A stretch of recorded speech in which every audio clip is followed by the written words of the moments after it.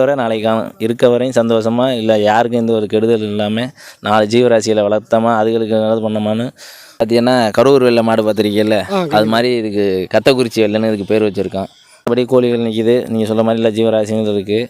அந்த வேலை பார்க்குறதுக்கு பார்த்தீங்கன்னா ஒரு 3 பேர்ட்ட இருக்காங்க. கொல்லையில் தேக்கங்கன்னு கொய்யா மா எல்லாமே போட்டிருக்கோம். நம்மள்ட்ட இருக்க மாட்டுலேயும் நம்பர் 1 மாடும் அதுதான். இந்த மாட்டோட பேர் வந்து கோமாளி.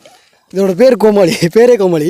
மாடுகள் மட்டுமே கிடையாது இந்த இடத்துல, மாடுகள் இருக்குது, இன்னும் கோழி இருக்குது, ஆடு இருக்குது, மாடு இருக்குது, எல்லாமே இந்த இடத்துல இருக்குது. ஆக மொத்தம் பார்த்திங்கன்னா இங்கே ஒரு மினி ஜூ மாதிரி தான் இருக்குது இந்த இடம். இந்த இடம் இந்த மாட்டு பேர் என்ன, இந்த மாடை எந்தெந்த வாடியில் அவுத்துருங்க, எத்தனை வாடியில் இந்த மாடு வந்து வெற்றி பெற்றிருக்கு?